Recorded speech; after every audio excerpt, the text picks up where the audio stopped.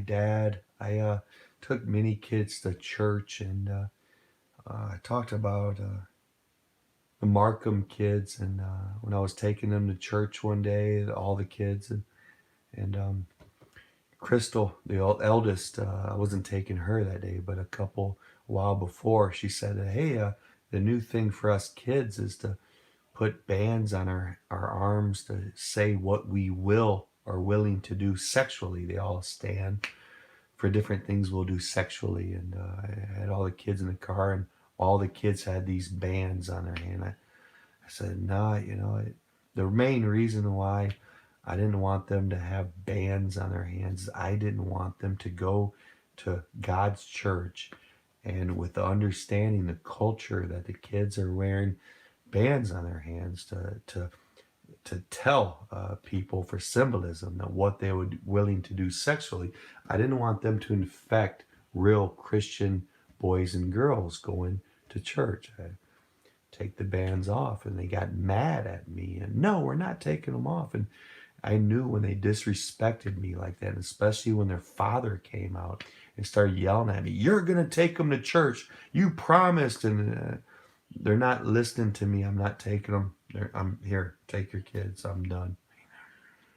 But what really hurt is some of the girls that I took, Alyssa and Elizabeth. Of course, their father was a murderer, and Kevin, he assaulted me one day at the gas station, and he's like a foot taller than me. He just punched me in my face, and I just looked at him, and some gentleman walked up to me. "Wow, that guy almost killed you." And oh, thanks. And but I took them to church, and for some time, and never did anything wrong to any of the kids. I just drove them to church, tried to love them, and gave them money to go to the snack bar and at Northridge, and tried to have them have fun getting to know Jesus. And it hurt. Alyssa and Elizabeth, they grew up some, and when at Robbie's funeral, I went in there, and they didn't. Elizabeth and Alyssa was kind of grown a little bit, and they didn't even say hi to me, and that hurt.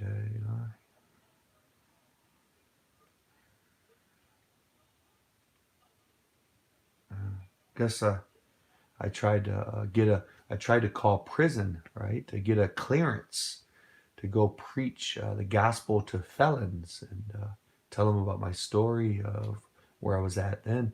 The plan was to go and visit Kevin and tell him I forgive him for him wanting to kill my brother and me, and killing his brother, and that Jesus loved him. And they wouldn't accept me because, of course, I have a felony on my record because of Sean Ludwig giving me acid, and trying to be my friend when Mercedes lived in this very house. And I begged my earthly dad. I said, "Marlene and Halloween, and they have nowhere to live. Please, you have an empty house. Let baby girl, my love, why don't you let her live in this house for real cheap?" And I finally talked him into it, and they lived here, and I would come and visit and stay the night, and because I love my daughter. And Sean Ludwig came over.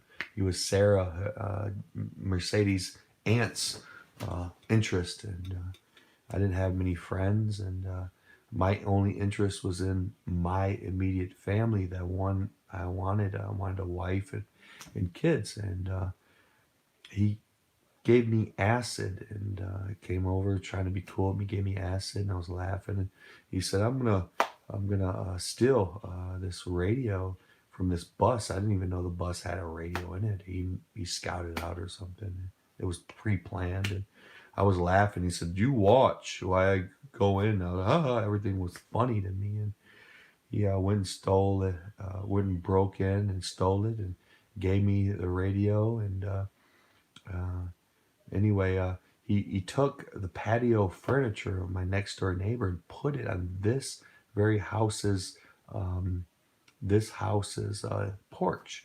So it told the person that he stole the radio from, and the equalizer and what have you.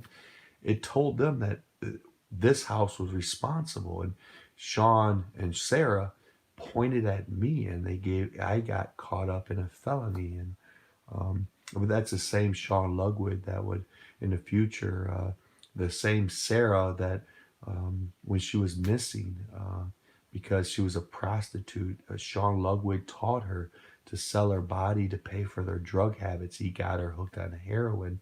She was missing, and I was like, "Well, that's baby girl's aunt," and they called me up and said, "Kevin, we want you to give out posters, put out posters on telephone poles and all throughout this area. We're looking for Sarah. We're afraid for her. She's missing." And I stayed up all night and went and drove everybody around, putting up flyers and what have you to find Sarah. But that's the same Sean Lugwood that got her hooked on heroin, that taught her to sell her body, that would ultimately we'd find we'd hear that Sarah was found dead on the bathroom floor with a needle in her arm. And one day, this rape baby told me, she was a rape baby, and she told me, she says, "Kevin, Sarah's dead."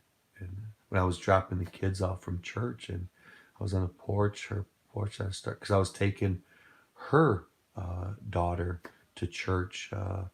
Um, she was one of the many I drove to church, and I started to cry. And I just, okay, she's dead, huh?